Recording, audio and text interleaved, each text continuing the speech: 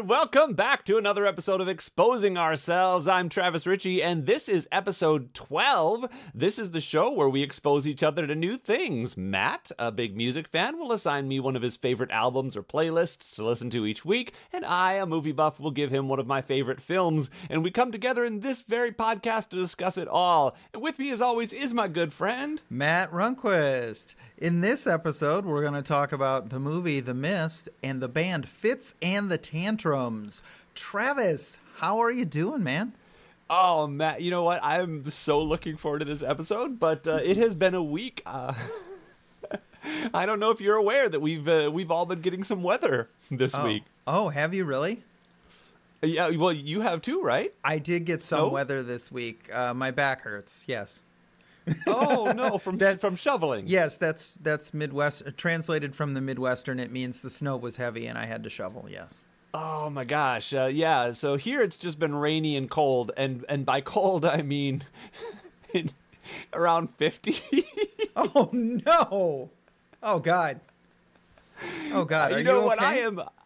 I'm a Midwest boy. I grew up in Wisconsin. I know what cold is, but when you move out to Los Angeles, after a period of time, you get acclimated, and I have long since gotten to that point, my friend. Growing now, up. Oh, go ahead. Go ahead. Mm-hmm. Sorry. No, I have to ride to work in the morning after, and in the morning it's been in maybe the high 30s, and so that is a pretty chilly bike ride, even if it's only for a couple miles. Yeah, for sure, for sure. Do you have proper layers? I do bundle up. I have I got myself a mask, and I pretty much just wear my glasses as eye guards, but I have a little hat, under my bike helmet, and a big, fluffy, furry jacket that I can only wear for a couple of weeks out of the year when it's cold enough. So you followed Jeremy Irons' advice, be prepared, Oh, yes. Well, that's all. I was a Cub Scout where that was the advice before The Lion King came out. Prepared. What? You know what I was going to say is one of my favorite movies in in high school and college was the 1991 Steve Martin film L.A. Story. L.A. Story. And he is a weatherman in that movie. It's a fantastic movie. The parts of it are a little aged now, but most of it holds up really well. And the jokes in that movie about L.A. being cold are fantastic. Last night it got down to 56 degrees.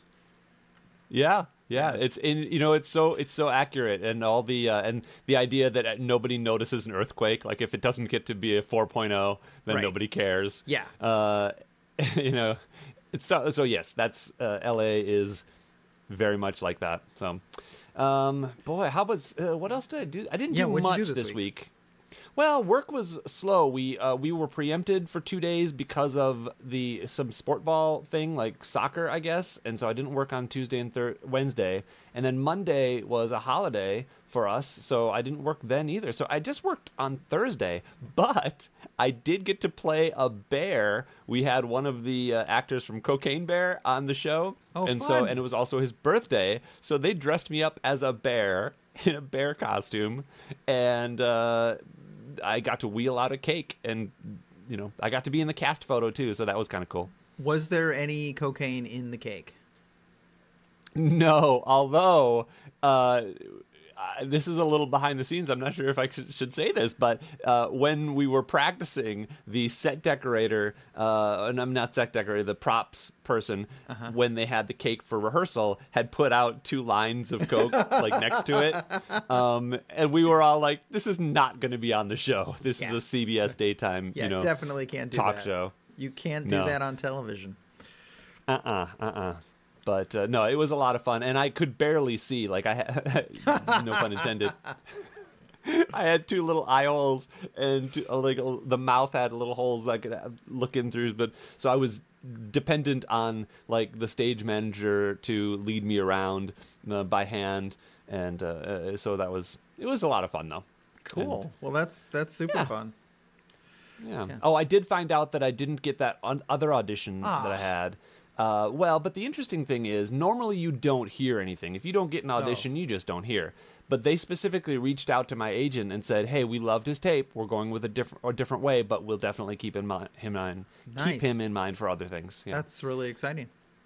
Yeah, so I was happy about that. But that's pretty much it. Otherwise, it's just been staying inside because of the rain, and I don't have a car, so it's hard for me to go anywhere when it's raining, which I'm really kind of just internalizing now as as a true fact. So maybe a used car is in my future. Yeah, I think so. I think prices are finally starting to come back down to earth too. So they are. Yeah, I know when nice. you came back from Japan and then Nashville, or was it Memphis? It was Nashville. Yeah, Nashville. That was basically the peak of the used car market. So I think for a while their used cars were selling more than their new counterparts. So yeah. Oh yeah. Well, my car that I had bought a C-Max that I had leased twice in a row, and so at the end of the second one, I leased it for 3 years and then decided to buy it. And then 6 months later is when I got the job in Japan, and so I sold my C-Max for somewhere around 14,000, and basically it was just whatever I had left on the loan. Wasn't trying to make a profit with it at the time, but when I came back, that same car was selling for 18 grand. Oh no! And yeah, it was crazy. So, but I had a car when I moved back to LA. Yeah. My friend Keith Hampton sold me his car and gave me a great deal on it. But then 6 days later, I was rear-ended and that car was totaled. And so they didn't. The other guy's insurance paid for it, but not enough for me to actually replace it. So that is always the way. Well, I had a pretty good week here. Music is going well. I put out a blues song this week, which I was really happy with. It got like no traction whatsoever, but I'm mostly doing these for myself rather than for like the public approbation. Sure. I got a new guitar amp, which I was really excited about. It's got lots of knobs to twiddle and things to learn, so that's really fun. I've been spending a lot of time. Do any of them go to 11? Everything goes to 11. Yeah. Nice. This is the digital age, man. You can set it to whatever you want. And then my daughter, she's a bit of a world traveler. She was in France for the last 6 weeks or so, visiting her boyfriend who lives overseas. Wow. And she's headed off to Japan starting in the middle of March for a study abroad. So I drove over to Madison today to see her, hang out, walk on a frozen lake, and eat Chinese food. Oh, nice. Yeah. Where's she going in Japan? Do you know? She is going to, the school is in Tokyo, but I guess her dorm is in Yokohama Prefecture. So she'll have to take the train in every day. She was Nice. a little irritated by that, and I was like, there is amazing public transit over there. Which she knows, but you know how it is. Yes. I had to take the train to work for a couple, I want to say a month and a half or something like that when I first started going. It was so nice, so punctual and clean. And the thing people always comment on is the fact that school children, very young school children, ride the subway alone in Japan. It's something they learn very young, and it's just societally safe for them to do so. So it's a pretty cool place.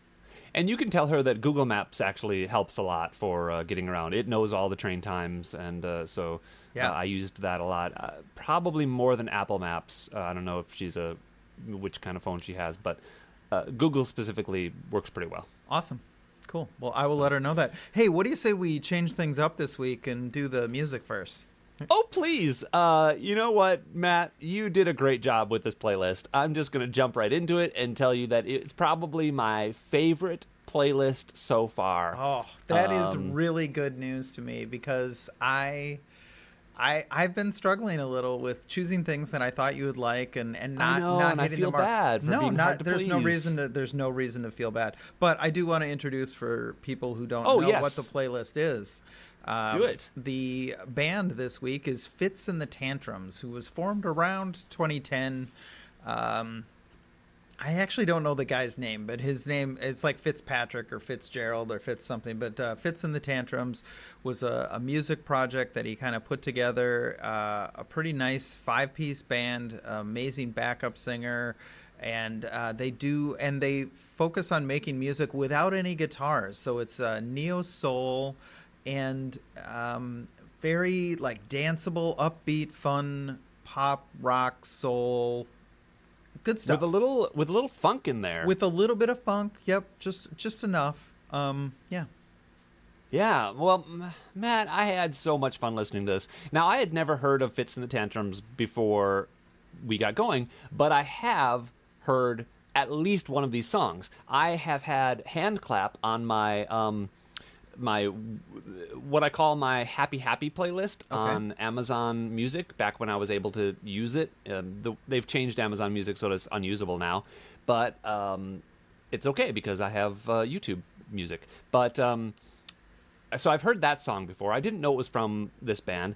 I might have heard Out of My League, but I don't know. Like I was just listening to them in the shower before we recorded, and honestly, this is an album that I listened to it once on Monday, on maybe a hike or something. But it has been such a rainy week. I haven't gone on any hikes, and so I forgot how much I enjoyed listening to it. But I just listened to it earlier today, and was so excited. It got me so happy, and so energized. I wanted to listen to it again right away. So that would have been the third time through. And I absolutely just had a great time.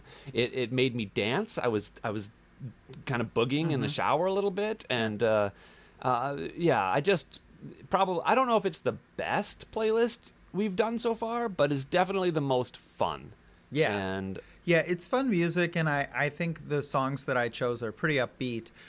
It's funny that you mentioned you don't actually know if you've heard Out of My League before. This music sounds familiar, right? Yeah. Even if it's the first time you've heard it, there's something about it that's very like, it comes out of a very rich, deep tradition of United States soul music, and it sounds like something you've heard before, even when you haven't. Yeah, and that's what happened to me. Is I was in the shower listening, and it was I guess it's the fourth song of the playlist, and I was listening to it, trying to think, had I heard the song before, or is it just familiar from the first couple times I've heard it this week, and I just enjoyed it so much that it just seems instantly familiar. Yeah. So yeah, that's great. I enjoyed the music. I enjoyed the some of the lyrics. I didn't listen to enough to really get the sense of story, but I do sense that some of these songs do have a good story and some good poetry behind them, and so I'm eager to experience them more. And so I definitely will be playing this album a few times, or I mean, I guess it's just a playlist. Yeah. Tell me what you think of any particular album of theirs. So I really like their first album, which is the one with the red and blue on it. Let me see if I can bring this up real quick. So they'd be Picking Up the Pieces, or? Yeah, I think it's Picking Up the Pieces. Okay. That was sort of the first one that I heard. It might actually be their second album. There's a lot of really great stuff on that. It's got, it's from 2010, so I think that is their first album. They had an EP or two before that, but that was their first full length. And there's a bunch of songs on there. Breaking the Chains of Love is actually the first song that he ever wrote for the band. Money Grabber is like one of those songs that, you understand what this song is about. Yep. You know, from the very first second. LOV is a really fun song.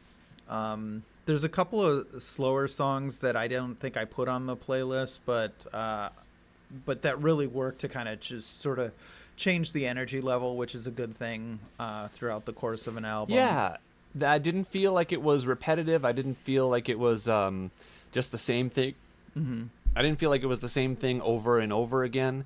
And so for that reason, I thought that it was well, you know, very that's enjoyable. one of the things I love about Fitz and the Tantrums is that they have a lot of like really good poppy songs that don't sound like the same thing over and over again. They're like, given that they're working within a pretty tight genre, their ability to like bring new sounds in, right? They're very, so they don't have guitar, or at least they didn't early on in the band. I'm not sure if they've ever had guitar, but because of that, they have like a very sort of open attitude to different sounds and different instruments coming in, baritone sax or, you know, like synthesizers or whatever, right? But just very, very ecumenical in their approach to like whatever it is that's the right thing for this song, we're gonna put it in here and make it sound good. So yeah. Hey, what'd you think of the song Belladonna? Because it's funny, it's one of my favorite of their songs, but it's not maybe quite as easily accessible as some of the other stuff. Yeah, so Belladonna was one of those interesting songs where it starts off fairly mellow, and then you got this kind of rockin' beat that comes in, and I remember thinking while I was listening to it, and you know how much I love music that you can understand the words to, right? Yeah. And so this one is one of those that you can understand the words to, and you're listening to it and you're like, oh, she's your belladonna. Belladonna's a poison. That's what does this mean? There's something deeper going on. There's a story here. Yeah. And so again, it's one of those where I'll be fascinated to catch different things the more I listen to it. Yeah. But what you love it too. The thing that I love about it is just that grimy sound in the choruses. It's like it's like bass, but it's like yeah, which is like independent of the song. It's like an aggressively like irritating noise, right? But in the context of the song, it's just it works to like get your body moving and get you gets you going. And I have so much like respect for the ability to take something that's sort of like objectively kind of bad or ugly and make it into an integral part of a really fun, energetic song. Yeah, I agree with that. There's something I've heard recently several times, and I think it's one of the songs they use to warm up the audience at work.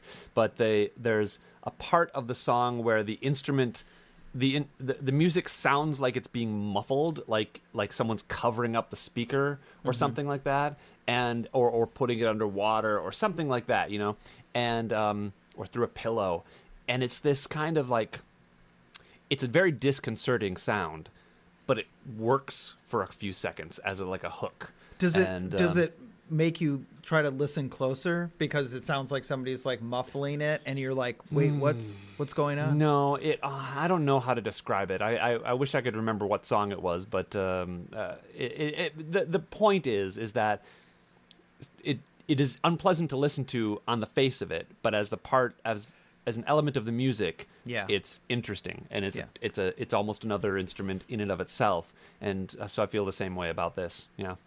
Cool. All right. I'm gonna give it this is about as perfect as an album as I could listen to. I'm gonna give this a 10. Woohoo!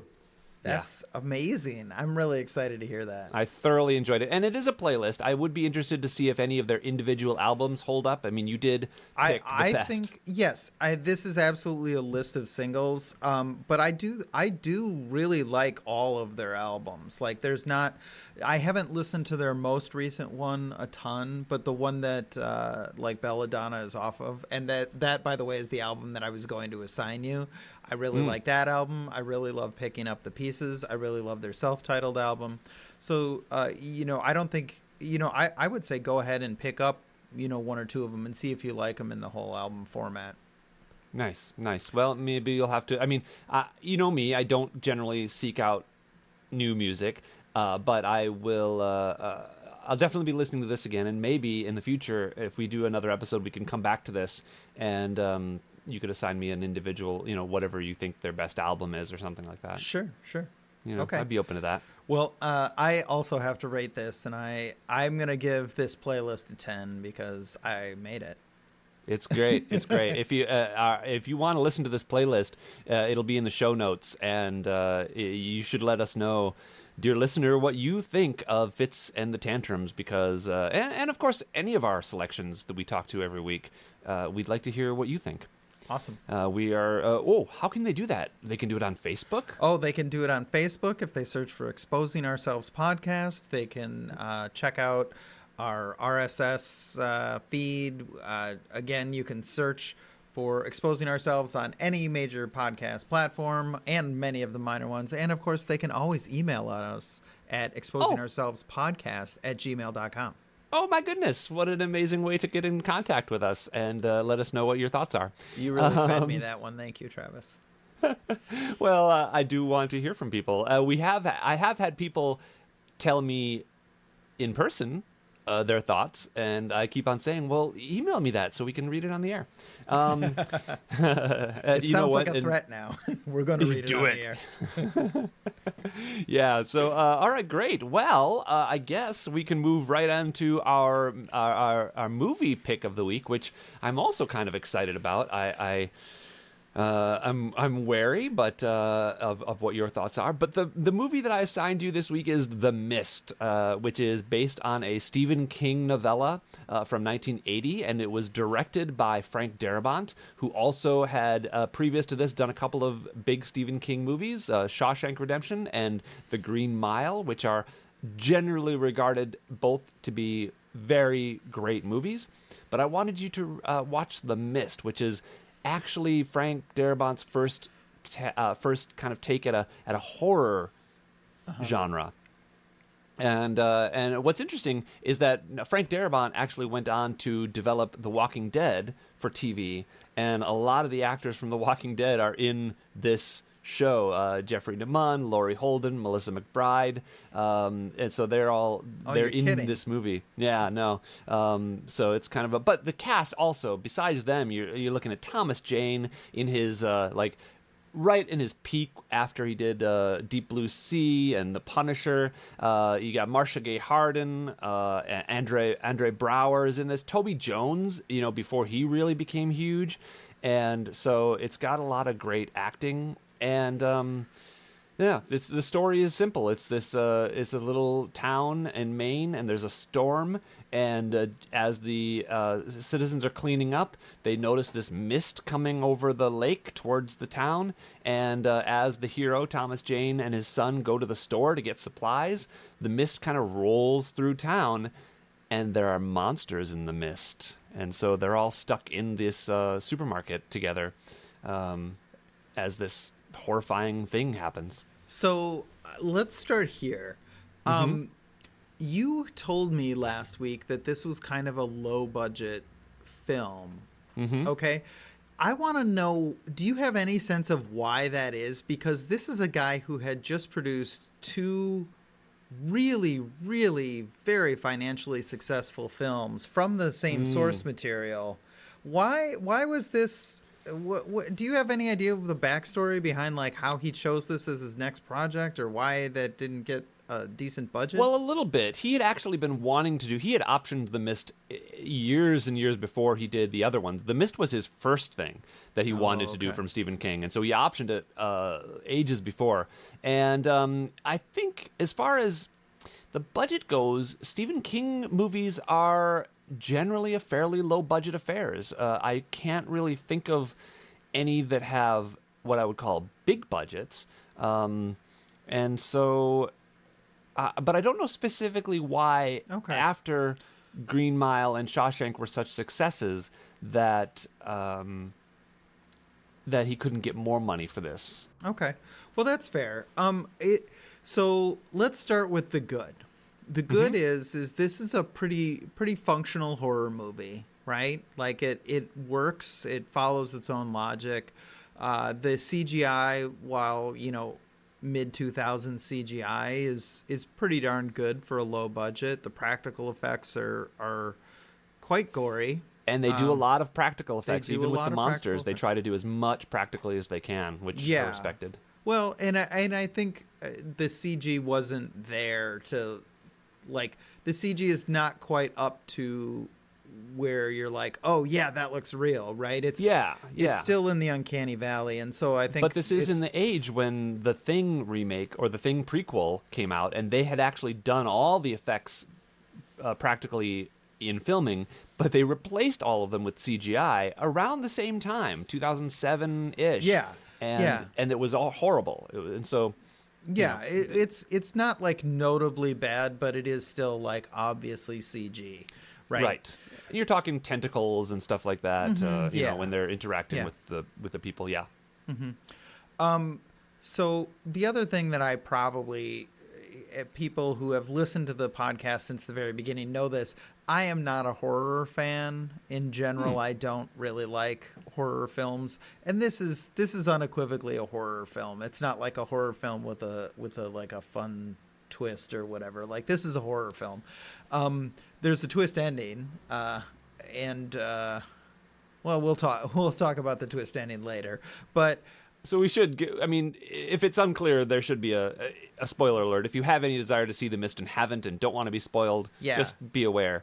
Come back to us another time. But there's something very old feeling about this movie, right? Like, it feels like it feels weird that it was shot in 2007. Like, the way it's shot, the way it's lit, I'm not sure if it's set in the 80s, but it feels like an 80s movie. It feels like an 80s Stephen King movie. Like, if you put like Cujo and Christine and God, I can't think of a third one, but like, if you put those movies up and then put this movie up, they feel like they're from the same time, even though this is like 20 years later, right? Sure. And that bothered me, and like, now looking back on it, I'm not sure why that bothered me. Like, maybe it's just a stylistic choice to be like, I love those 80s horror movies, and this is I'm gonna make this as if it were an 80s horror movie. Well, it's interesting that there are I think there's a couple things about that, and one of them is that first, Frank Darabont wanted to do this in black and white. He actually wanted it to be more of a throwback to even older monster movies. But the studio said, no. But also, there are these small towns, and I think a lot of Stephen King's stuff works best in that kind of 80s era of not quite technology. We hadn't gotten the internet yet, so the world wasn't connected in a way that it became in the late 90s, 2000s. Yeah. But, you can still be in a small town and essentially be cut off from the world and not really know what's going on.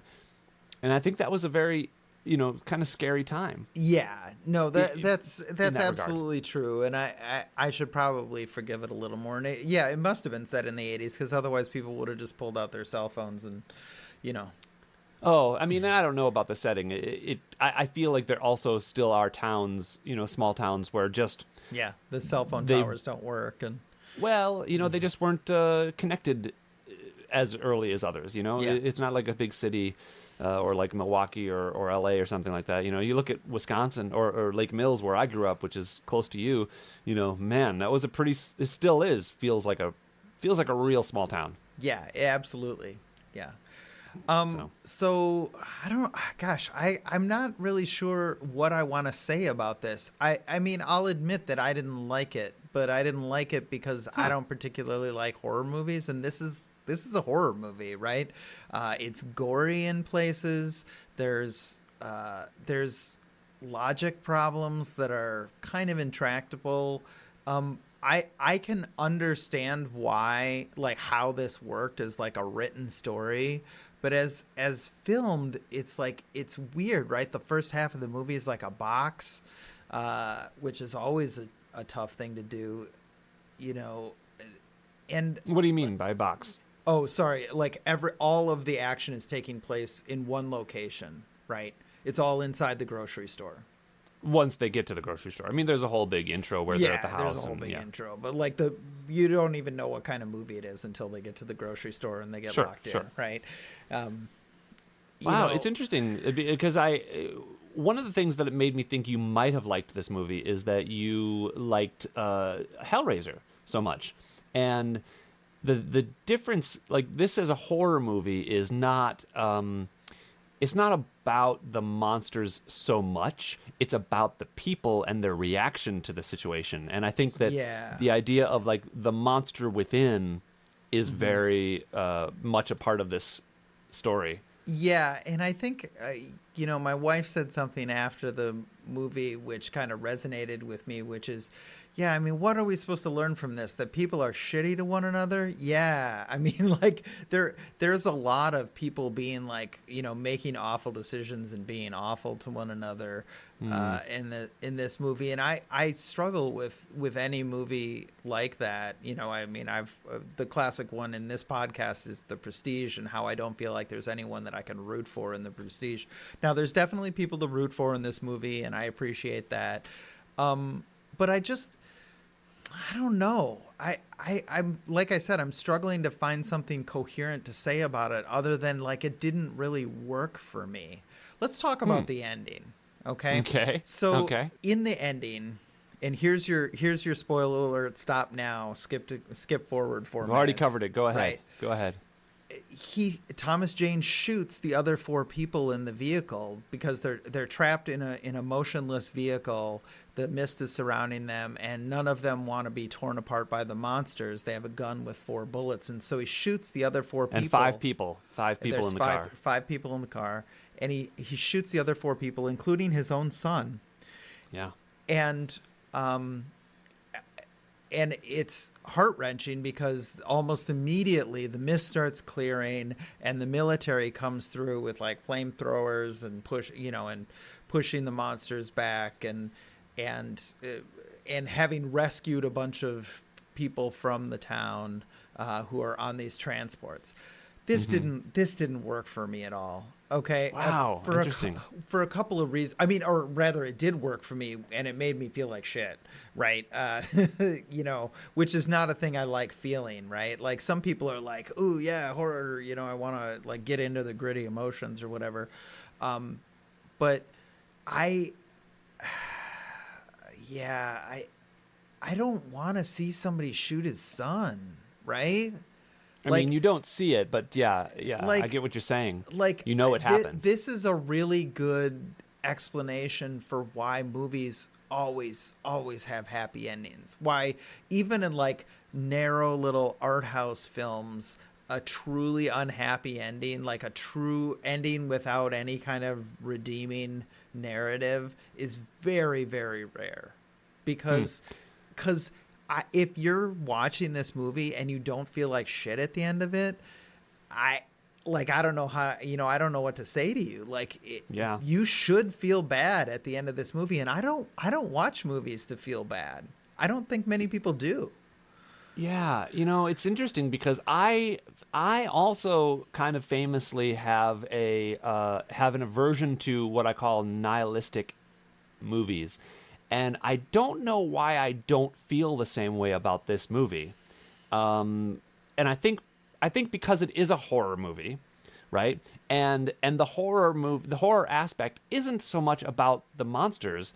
The monsters just kind of unveil the horror of humanity, and like, it's the people you're stuck with and who break under the strain. Like, you like to think that if you were in a situation like this, you would work together to help each other. But I think it's almost so realistic in its depiction of the loss of our humanity. And see, I like horror movies like this versus something like, I don't know, name another horror movie, something with monsters, Saw, or, whatever, because this is essentially a monster movie, right? And so we're looking at The Blob as a horror movie, or any of those kind of like, 80s type things.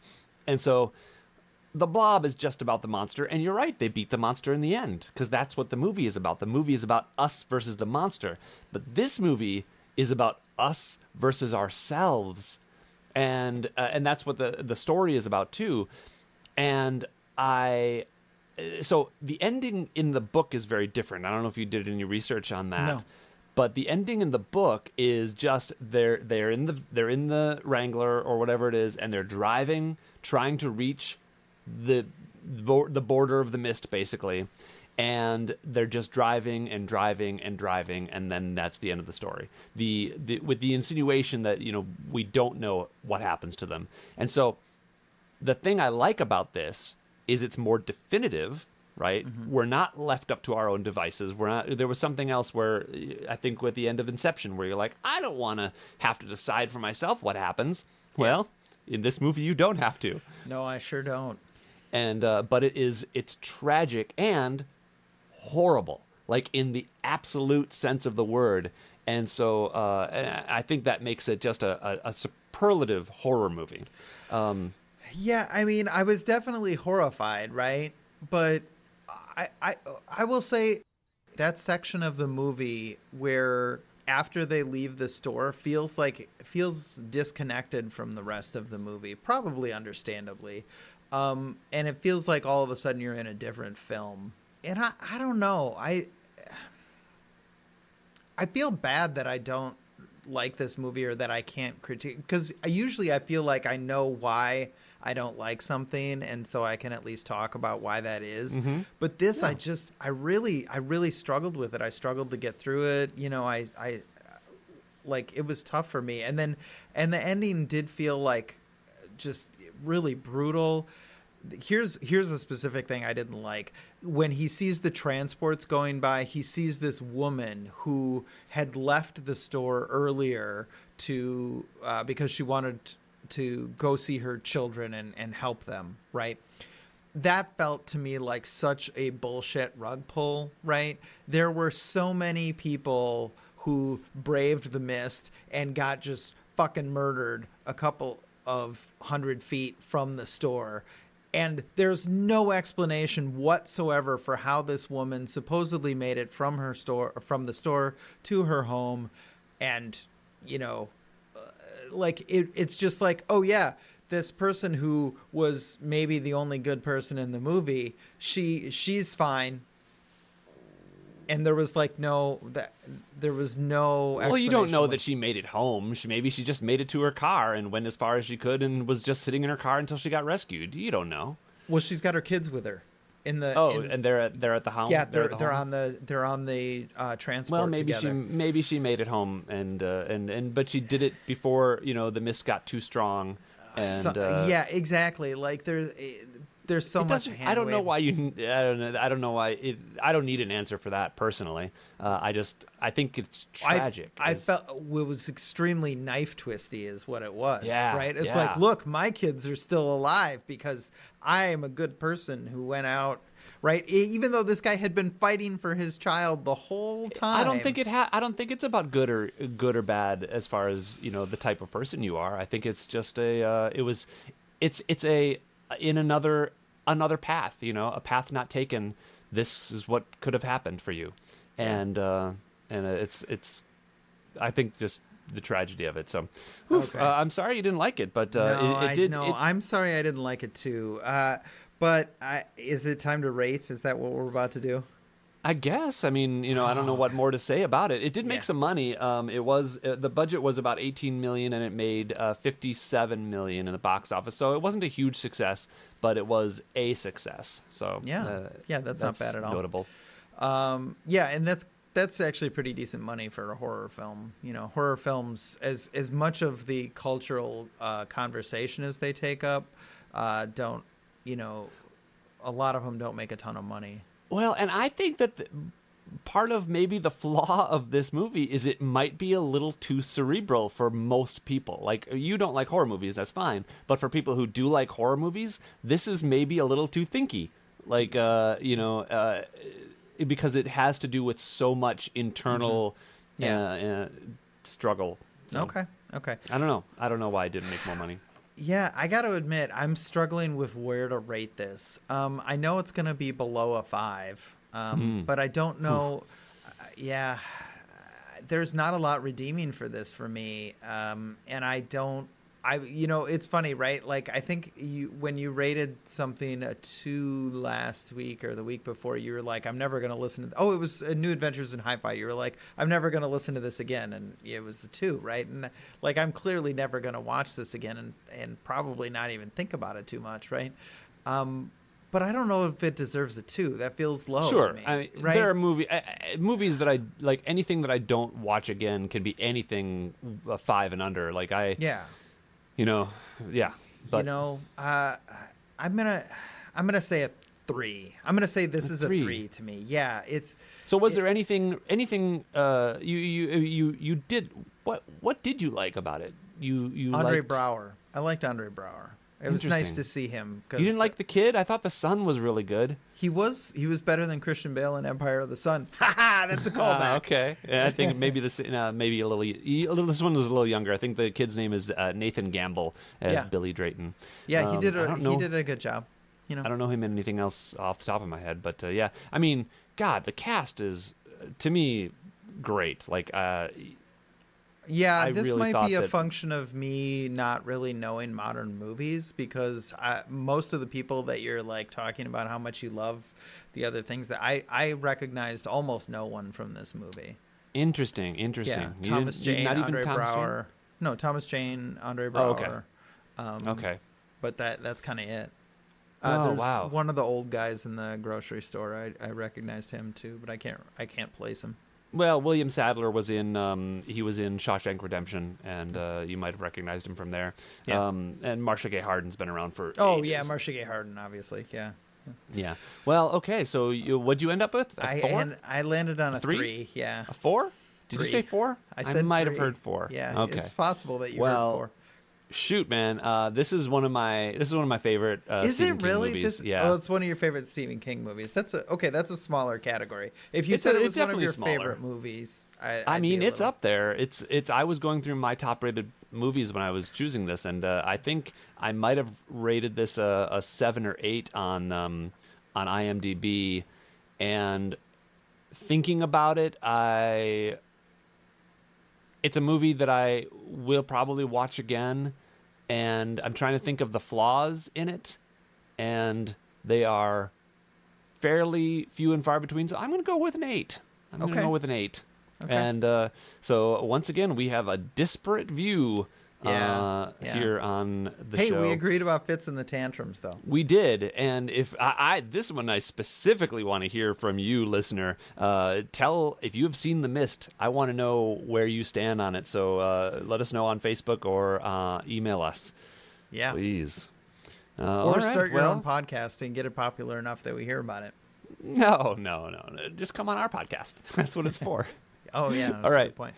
So okay, moving on to next week. Wait a minute, what did you give it? I gave it an 8. You gave it an 8? I thought you gave it Okay. No. I missed that. I'm sorry. An 8 versus your 4. Yeah. 3. And so here's something I did this week, though. I went through my movies, and I don't know where I was looking at the list, but I think it was maybe the IMDb top 250 or something like that. And I was just making lists of movies that I want you to see. Oh, and good. So some of them, so I have now a long list of movies, and some of them are movies that I haven't seen. So I have some choices for our very special episodes, which could be every 10 episodes. I mean, who knows? But I want you to tell me what you want me to listen to first. Oh man, that's going to be a problem for me. You know why? No, because you haven't made a list? Because for the first time ever, I completely forgot to come up with something new for you to listen to. Oh, goodness. All right. I know. So I'm going to have to spend a little bit of time. So you come up with something, and then we'll take a short break here, and I'll come up with something for you to listen to. Okay, well, I'm pretty sure you've already seen this, but so we can cut this part out if you want. But have you seen The Birdcage? Yeah, I've seen both of them. Yeah, me too. But The Birdcage was much better. I think we might have seen. Possibly, it was around the same time. When we were I think we might have school. seen them together. Yeah. Okay. So, where are you on the Mission Impossible movies? Have you seen any? I have seen the first one. I've seen the first one. Okay. So I'm torn because there is one of those that I want you to see, but you kind of have to see the one before. Oh God, no homework. Well, no, they're both good movies. It's just the one that I love, which is maybe my favorite action movie ever, Okay. is Part 4, and it kind of relies on Part 3. Okay.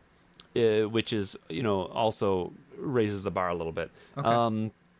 But action movies are they're on the table. Yeah, action movies are absolutely on the table. Okay. But I don't know if I want to start you with that one because I wanted to give you something fun. Oh God, and there's another horror movie that I really like that if you didn't like The Mist, I don't know if you'll like this one.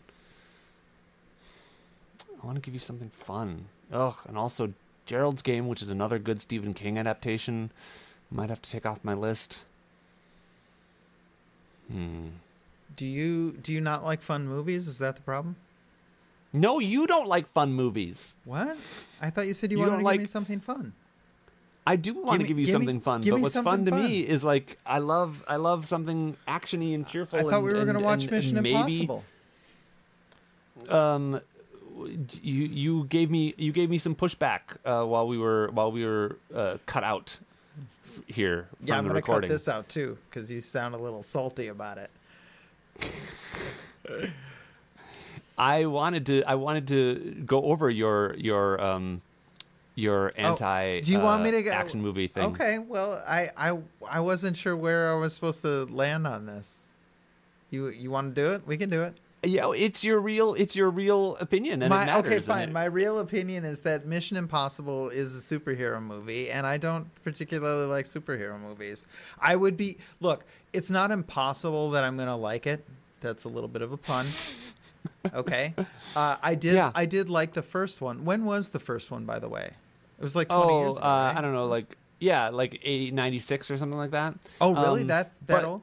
Okay. Yeah. So that would explain why I have pretty good memories of it, is because I watched a lot of movies back then, and I was probably more all in on that sort of thing. Right, but but superhero movies aren't action movies. I mean, they are action movies, but action movies aren't necessarily superhero movies. But also, they are, which is what I tried to tell you way back when, because you say you like movies like RoboCop and Predator and whatever. No, I've never said I like Predator because I've never seen Predator. No, Predator. What was there was another Terminator maybe, and those are essentially superhero movies. Yeah, but they also came out in the 80s, and I was like 10 years old. That's what I've been trying to tell you. But why don't you? I mean, so if you don't like action movies, and you don't like superhero movies, and you don't like horror movies, that reduces the number of movies that I can recommend to you that are my favorite movies down to very few. Yeah, that's basically. I don't understand you, man. That's interesting though, because you have recommended so few action horror. I mean, you've recommended 2 horror movies. You've recommended 2 horror riding movies. Riding a thin line.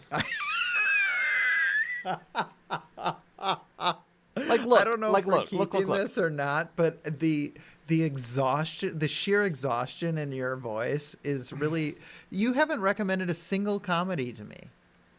You like comedy, right? I do like comedies, although I don't think there have been many good comedies recently. So I was just talking about The Birdcage, which is one of my favorites, and you've already seen that. Okay. Okay, how about... Deuce Bigalow, male chick. No, see? No, I don't... I like a good comedy. I'm looking at... I don't know if this is going to be available to watch anywhere. What is it? Do tell. Have you seen Jojo Rabbit? I have not seen Jojo Rabbit. Yeah, It's funny because before Jojo came out, I was super excited about it, and then it got just absolutely savaged. I don't know if it got savaged. It was it's a pretty good movie. It's a lot of fun to watch. Okay, fine. I'll recommend. I'll have you watch Jojo Rabbit. It's not my favorite movie that's on my list. There are other movies that I wanted to have you watch first. But it's on the list, and it's interesting for a couple of reasons. One, it is directed by Taika Waititi, who became huge after he directed a superhero movie, and notably one I liked. Oh, you liked Thor Ragnarok. I did. I thought that one was really fantastic. Mostly because it was really fantastic. Yeah, it wasn't. I mean, it was a comedy, right? And I enjoyed that take on right. The whole but it genre. also had a lot of superhero stuff in it. Yeah. And maybe that's my point: is that some superhero movies have things other than superheroes that you can appreciate. Okay, so we're gonna do Jojo Rabbit this week. I'm not super thrilled by it.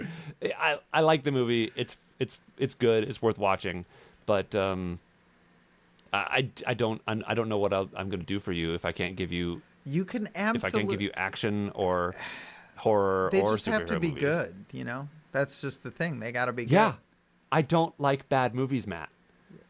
I don't recommend movies to you that I think are not good. Yeah. Oh, but what you think are good is very different. Oh, man. How do you feel about sci-fi? I love sci-fi movies. The assignment is Jojo Rabbit. Your assignment is coming up. I've got your assignment ready for you next time. Let me ask you, though. Okay, go ahead with your assignment, and then I'll ask you a question. Okay. Do you know who Amy Winehouse is? Yeah, of course. Okay. So her backing band was a already existing band called the Dap Kings. And they had a lead singer who was around before Amy Winehouse and who they continued to perform with after Amy Winehouse died, named Sharon Jones. Have you ever heard of Sharon Jones and the Dap Kings? I have not. Okay. I'm going to give you probably a playlist of Sharon Jones and the Dap Kings song. I've decided I'm just gonna ride this neo soul thing until it dies or until I kill it. So hey, that's fine. That's fine. I mean, if I ever found a movie that you loved, I'd probably try to assign you the same things over and over again. You have found several movies that I loved. You found Everything Everywhere All at Once, which was absolutely fantastic. Which is essentially a superhero movie, and I don't understand. Like, well, I mean, if you're just gonna complain about me liking a movie, I don't know what to tell you, man. I'm not. I'm complaining about you not making sense to me. Liking a movie. All right, I've got some on my list coming up. Don't worry about it. But okay, I'm excited about some neo soul. All right, cool. All right, well, Travis, thank you for exposing yourself to me. Thank you, Matt, for exposing yourself to me. I appreciate it. All right, cool. Well, I'll see you next week. Okay, bye. Bye.